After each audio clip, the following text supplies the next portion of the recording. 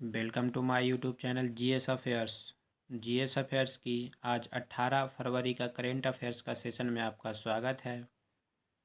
तो लास्ट में कई सारे महत्वपूर्ण प्रश्नोत्तरी का अध्ययन करेंगे एवं पहले उनकी मुख्य हेडलाइन अध्ययन करेंगे। तो देखते हैं चांद पर सबसे पहले कौन सा पौधा उगाने में सफलता मिली थी। तो इसका आंसर है कपास का पौधा। तो चलते हैं मुख्य टर्म की ओर। जम्मू कश्मीर यानी चिनाब घाटी में मनाया गया कंचोत उत्सव। कंचोत उत्सव जम्मू कश्मीर के चिनाब घाटी में मनाया गया है। तो ये देखिए वहाँ का कुछ पहनावा परंपरा है जो कंचोत उत्सव मनाने जा रही हैं महिलाएं। तो देखते हैं इनके प्रमुख टर्म। 14 फरवरी 2021 को जम्मू कश्मीर के चिनाब घाटी क्षेत्र में प्राचीन नाग संस्कृति का प्रतीक प्राचीन कंचोत उत्सव मनाया गया है। तो कंचोत उत्सव का संबंध जम्मू कश्मीर में है। वहीं से जम्मू कश्मीर से ही इस पर्व का मनाने की परंपरा शुरुआत हुआ था। कंचोत या गौरीता तृतीयक त्यौहार हर वर्ष जनवरी या फरवरी में माघ मास के शुक्ल पक्ष के दौरान मनाया जाता है। तो माघ मास से शुक्ल पक्ष में कंचोत उत्सव जम्मू कश्मीर के वासियों के द्वारा मनाया जाता है। तो नेक्स्ट है यह त्यौहार मुख्य रूप से नाग उन अनुयायियों द्वारा मनाया जाता है जो मानते हैं कि इसी दिन भगवान शिव और पार्वती का विवाह हुआ था। तो मुख्य रूप से इन लोग सब जानते हैं कि इसी दिन शिव भगवान और पार्वती जी का विवाह हुआ था। इन्हीं के डेडिकेशन में ये कंचोत पर्व का मनाने का सिलसिला चालू हुआ। तो जम्मू कश्मीर की बात की जाए तो जम्मू कश्मीर का वर्तमान में उपराज्यपाल हैं मनोज सिन्हा एवं लद्दाख का उपराज्यपाल हैं आर.के. माथुर यानी राधा कृष्णन माथुर। तो नेक्स्ट पे चलते हैं। केरल मुख्यमंत्री ने किया जिंडर पार्क कैंपस का उद्घाटन। तो केरल के मुख्यमंत्री के द्वारा जिंडर पार्क का उद्घाटन किया गया है जो केरल में अवस्थित है। केरल के मुख्यमंत्री पिनराई विजयन, ये ध्यान रखिएगा केरल का मुख्यमंत्री का नाम पिनराई विजयन है, जो 14 फरवरी 2021 को कोझीकोड में जेंडर पार्क कैंपस का उद्घाटन किया है। तो केरल के कोझीकोड में जेंडर पार्क कैंपस का उद्घाटन किया गया है केरल के मुख्यमंत्री पिनराई विजयन के द्वारा। जेंडर पार्क का लक्ष्य सभी लिंग संबंधी गतिविधियों का मुख्य अभिसरण बिंदु बनाना है। तो मुख्य रूप से इनका लक्ष्य है कि अभिसरण बिंदु के रूप में केरल के सभी लिंग जाति को बनाना है। संयुक्त राष्ट्र महिला के साथ एक समान भागीदार के रूप में लैंगिक समानता के लिए जेंडर पार्क को दक्षिण एशियाई केंद्र के रूप में विकसित किया जाएगा। तो साउथ एशियाई केंद्र के रूप में इस पार्क का जो जेंडर पार्क कैंपस का उद्घाटन किया जाएगा वो इसी रूप में विकसित किया जाएगा। तो नेक्स्ट है स्पेस एक्स। स्पेस एक्स का 19वां स्टारलिंक मिशन। तो स्पेस एक्स की बात की जाए तो स्पेस एक्स एक तरह का अमेरिका का निजी अंतरिक्ष एजेंसी है जिसका संस्थापक एलन मस्क को जाना जाता है। उनका संस्थापक एलन मस्क है जो हाल ही में टेस्ला नामक गाड़ी भारत में कई पॉपुलर था, जो इलेक्ट्रिक से चलने वाला एवं उड़न खटोला के रूप में जाना जाने वाला गाड़ी के रूप में प्रचलित होगा। अभी आया नहीं है, उसका काम जारी है। तो स्पेस एक्स ने सफलतापूर्वक 15 फरवरी को 19वें स्टारलिंक मिशन के हिस्से के रूप में 60 और स्टारलिंक उपग्रह को लॉन्च किया है।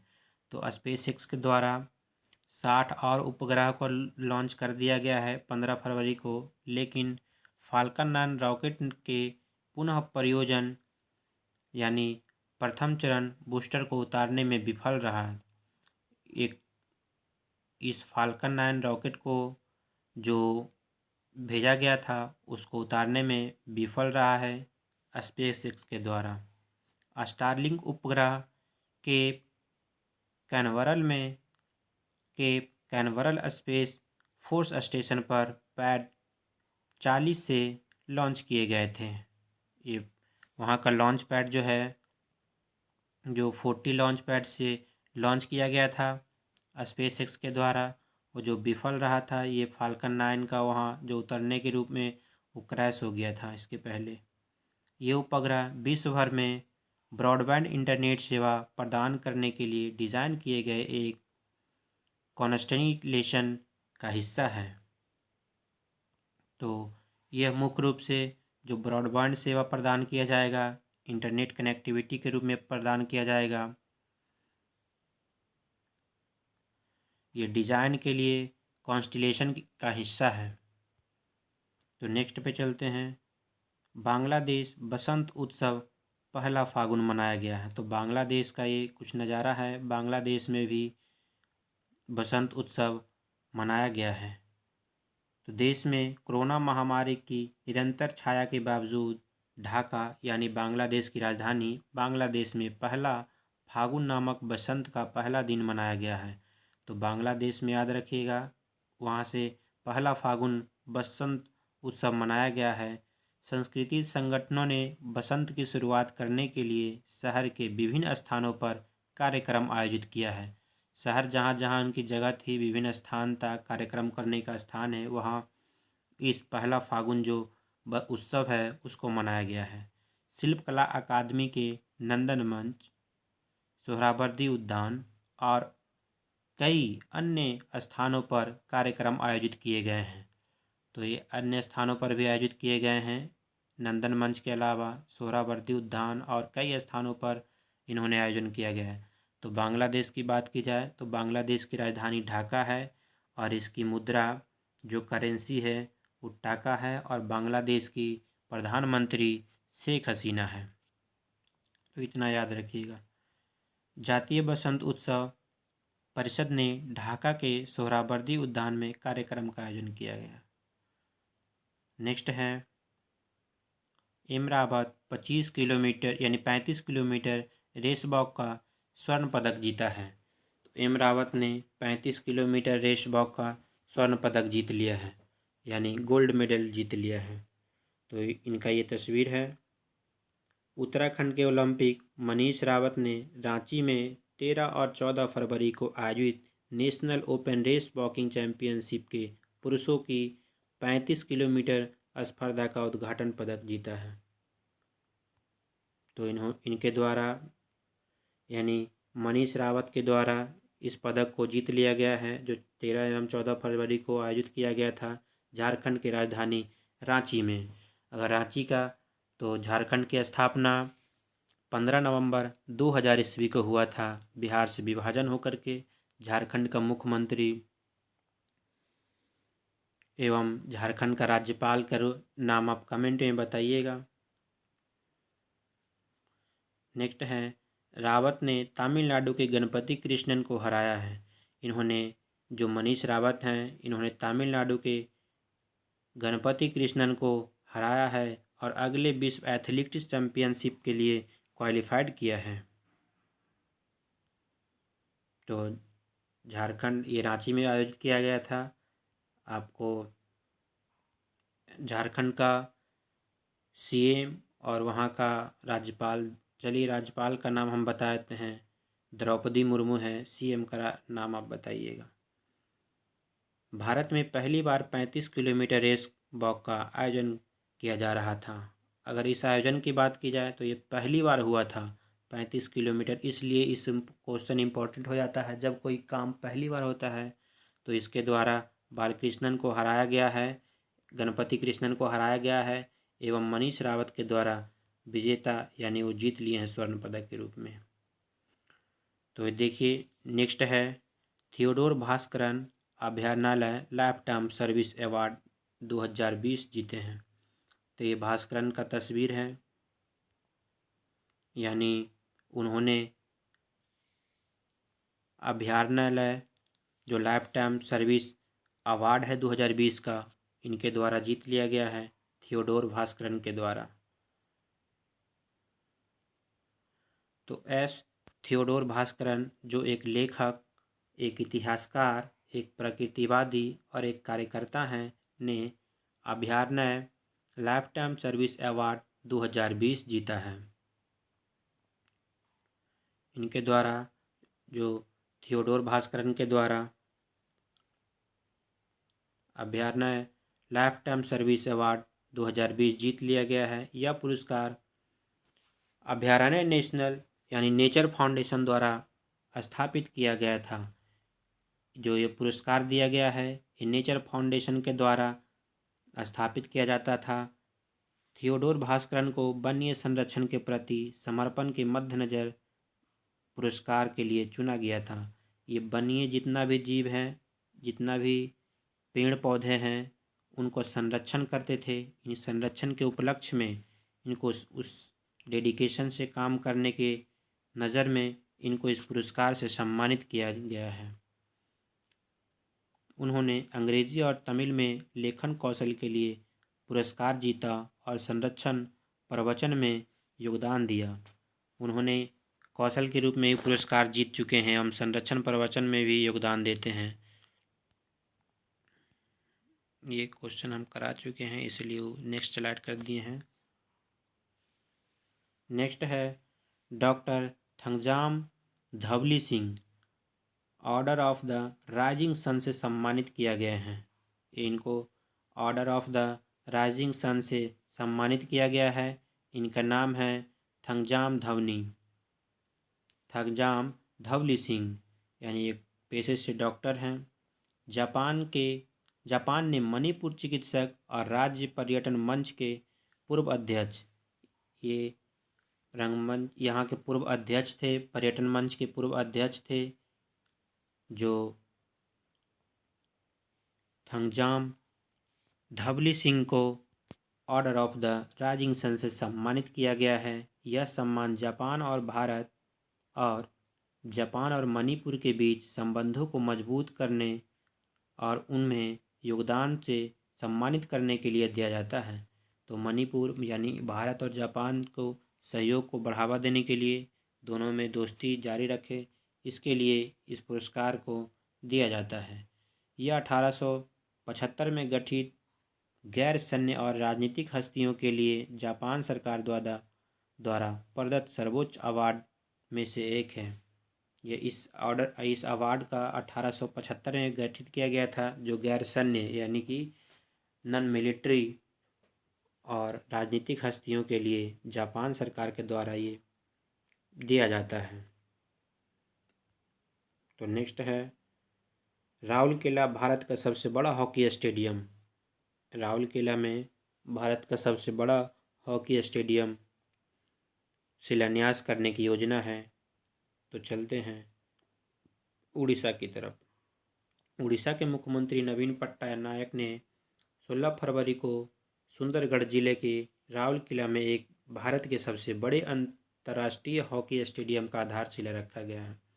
तो वहाँ के मुख्यमंत्री नवीन पटनायक के द्वारा, उड़ीसा के मुख्यमंत्री नवीन पटनायक के द्वारा राउरकेला में भारत के सबसे बड़े, याद रखिएगा, जिस तरह भारत के सबसे बड़ा क्रिकेट स्टेडियम, वो विश्व का ही सबसे बड़ा क्रिकेट स्टेडियम है मोटेरा स्टेडियम, जो गुजरात में अवस्थित है।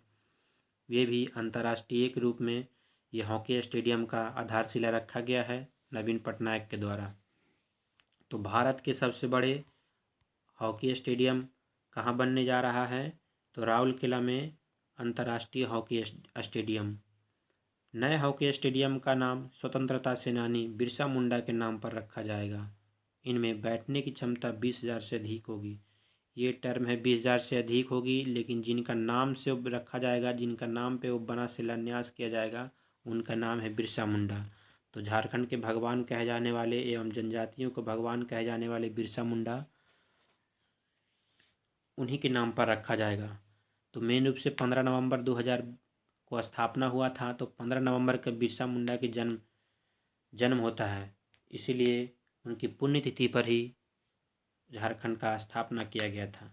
राज्य सरकार ने पुरुषों के FIH हॉकी विश्व कप 2023 से पहले स्टेडियम के निर्माण को पूरा करने का लक्ष्य रखा है। तो राज्य सरकार के द्वारा अच्छा है, जल्दी ही उनका निर्माण हो जाएगा। 2023 में जो पहले स्टेडियम का निर्माण पूरा करने का आयोजन किया है। तो विश्व हॉकी कप होगा, उससे पहले 2023 में इसका आयोजन पूरा कर लिया जाएगा। तो देखते हैं नेक्स्ट है, प्रीति सिन्हा संयुक्त राष्ट्र पूंजी विकास कोष के अध्यक्ष बनी है। तो अध्यक्ष के रूप में प्रीति सिन्हा को संयुक्त राष्ट्र पूंजी विकास कोष का अध्यक्ष बनाया गया है। तो देखते हैं, संयुक्त राष्ट्र पूंजी विकास कोष ने भारतीय मूल के निवेश और विकास बैंकर प्रीति सिन्हा को अपनी कार्यकारी सचिव के रूप में नियुक्त किया है, जो संस्थान में सर्वोच्च पद है। इस सर्वोच्च पद पर प्रीति सिन्हा को नियुक्त किया गया है, जो एक भारतीय हैं।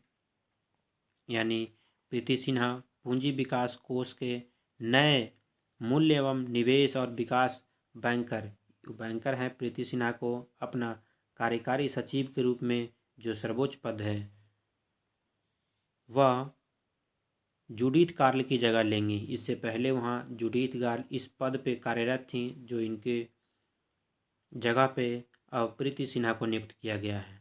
वह महिलाओं, युवाओं और छोटे मध्यम आकार के उद्यमों में अल्प सेवा वाले समुदायों को सूक्ष्म वित्त सहायता प्रदान करने पर फोकस करके काम करेगी।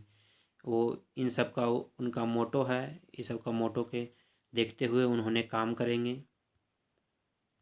तो चलते हैं नेक्स्ट स्लाइड की ओर। यही आपसे जो प्रश्न पूछे थे, यही झारखंड के सीएम हैं, इनका नाम बताना है आपको। झारखंड दुमका में उच्च न्यायालय बेंच की मंजूरी। तो हाई कोर्ट का एक बेंच बनाया जा रहा है दुमका में, यानी झारखंड का ज़िला है दुमका, वहीं पर मुख्यमंत्री के द्वारा शिलान्यास किया जाएगा। झारखंड के मुख्यमंत्री हेमंत सोरेन, उनका नाम दे दिया गया है, अब बताने का ज़रूरत आपको नहीं है। झारखंड के मुख्यमंत्री हेमंत सोरेन ने 15 फरवरी 2021 को दुमका में झारखंड उच्च न्यायालय की एक पीठ स्थापित करने का प्रस्ताव को मंजूरी दिया है। जिस तरह उत्तर प्रदेश में एक पीठ है लखनऊ में, जिस तरह उत्तर प्रदेश का हाई कोर्ट इलाहाबाद में है, एक खंडपीठ के रूप में लखनऊ में है, उसी तरह उच्च न्यायालय का खंडपीठ के रूप में स्थापित करने का प्रस्ताव दुमका में दिया गया है। रांची में प्रधान पीठ के अलावा झारखंड उच्च न्यायालय की कोई खंडपीठ राज्य के किसी भी जिले में कार्य नहीं कर रही है। तो एक बस रांची में उनका जो मेन ब्रांच है हाई कोर्ट का, वो रांची में ही है, उसको कहीं अलग में खंडपीठ के रूप में कार्य नहीं कर रहा है। इसी को मद्देनज़र रखते हुए झारखंड के मुख्यमंत्री हेमंत सोरेन के द्वारा दुमका में बनाने की योजना है। तो उच्च न्यायालय बेंच को दुमका में स्थापित करने के लिए कानून विभाग ने पहले राष्ट्र केंद्रीय कानून मंत्रालय और उच्चतम न्यायालय को लिखा था कि वे इसका अधिकार क्षेत्र तय करें, लेकिन नहीं हो पाया, तो इसके कार्यक्रम उन्होंने उद्घाटन किया। ये हैं हमारे प्रधानमंत्री नरेंद्र दामोदर दास मोदी। तो देखते हैं, कोची अंतर्राज्यीय क्रूज टर्मिनल सागरिका का उद्घाटन करेंगे। सागरिका का उद्घाटन करेंगे प्रधानमंत्री नरेंद्र मोदी। केरल के कोच्चि में अंतर्राष्ट्रीय क्रूज टर्मिनल सागरिका का उद्घाटन करेंगे। तो सागरिका का उद्घाटन करेंगे, नरेंद्र मोदी के द्वारा उद्घाटन किया जाएगा, कोच्चि में इनका उद्घाटन किया जाएगा। सागरिका क्रूज टर्मिनल समुद्री पर्यटन करने वाले 1 लाख से अधिक पर्यटकों की आवश्यकताएं पूरा करेगा। यहाँ जो पर्यटन के क्षेत्र में बढ़ावा देने के लिए क्रूज टर्मिनल का उद्घाटन किया जा रहा है। यह देश का पहला राष्ट्रीय क्रूज टर्मिनल होगा। तो देश का पहला ही होगा, इसलिए ये इम्पोर्टेंट हो जाता है। इनका उद्घाटन केरल में हो रहा है, तो वहाँ का मुख्यमंत्री के द्वारा नहीं किया जा रहा है, ये प्रधानमंत्री नरेंद्र मोदी के द्वारा किया जा रहा है। ये देश का पहला जो है अंतर्राष्ट्रीय क्रूज टर्मिनल होगा, इसलिए ज़्यादा इम्पोर्टेंट हो जाता है। उन्होंने कोचिंग शिपयार्ड लिमिटेड के समुद्री इंजीनियरिंग प्रशिक्षण संस्थान विज्ञान सागर का भी उद्घाटन किया है। कोची शिपयार्ड का नया ज्ञान परिसर विज्ञान सागर विशेष रूप से समुद्री इंजीनियरिंग का अध्ययन करने के इच्छुक लोगों की मदद करेगा। इंजीनियरिंग सेक्टर में यहाँ पर R&D करने में मदद मिलेगा, इसलिए पर्यटन भी बढ़ावा मिल जाएगा। इंजीनियरिंग सेक्टर में नया नया रिसर्च करने का अवसर प्रदान होगा, इसलिए प्रधानमंत्री के द्वारा शिलान्यास किया गया है। तो अब चलते हैं प्रमुख प्रश्न की ओर। ये प्रमुख प्रश्नोत्तरी काफ़ी महत्वपूर्ण होगा। तो पहला है, अमेरिका की 24 वर्षीय डायमंड वीपर यंग ने कितने घंटे में विश्व की सबसे बड़ी ड्राइंग बनाने का विश्व रिकॉर्ड बनाया है? तो आंसर है 63 घंटे की। नेक्स्ट है, दिल्ली देहरादून एक्सप्रेस वे देश का पहला राजमार्ग होगा जहां वन्यजीवीय संरक्षण के लिए कितने किलोमीटर का एलिवेटेड कॉरिडोर होगा? तो ये 12 किलोमीटर का एलिवेटेड कॉरिडोर होगा दिल्ली देहरादून एक्सप्रेस वे पर। तो नेक्स्ट है, हैदराबाद की नेत्रहीन ज्योत्सना फनीजा हाल ही में कितने वर्ष की उम्र में पीएचडी करने वाली सबसे कम उम्र की महिला बन गई है? आंसर है 25 वर्ष। तो सबसे कम उम्र में 25 वर्ष में इन्होंने पीएचडी कर ली। इनका नाम है ज्योत्सना फनीजा, जो हैदराबाद की नेत्रहीन व्यक्ति हैं। नेक्स्ट है, केंद्र सरकार ने किरण बेदी को पांडुचेरी का उपराज्यपाल से हटाने के बाद किसे पांडुचेरी का अतिरिक्त प्रभार दिया गया है? आंसर है तेलंगाना के गवर्नर डॉक्टर तमिलसाई सुंदरराजन को। तो तमिलसाई सुंदरराजन को केरल का नहीं, पुडुचेरी का अतिरिक्त प्रभार दिया गया है उपराज्यपाल के रूप में। इनके पहले किरण बेदी था तो उनको हटा दिया गया है। तो नेक्स्ट है, कौन सा टैंक प्रधानमंत्री नरेंद्र मोदी के द्वारा भारतीय सेना को सौंपा गया है? तो अर्जुन टैंक सौंपा गया है। ये काफ़ी महत्वपूर्ण है, यह चर्चा में रहा था। तो इनका पूरा नाम है Arjun main battle tank MK1। तो सीधे क्वेश्चन में आएगा, बस अर्जुन में आप टिक लगाइएगा। अर्जुन ही इम्पोर्टेंट है, अर्जुन ही चर्चा में है अभी। अर्जुन टैंक।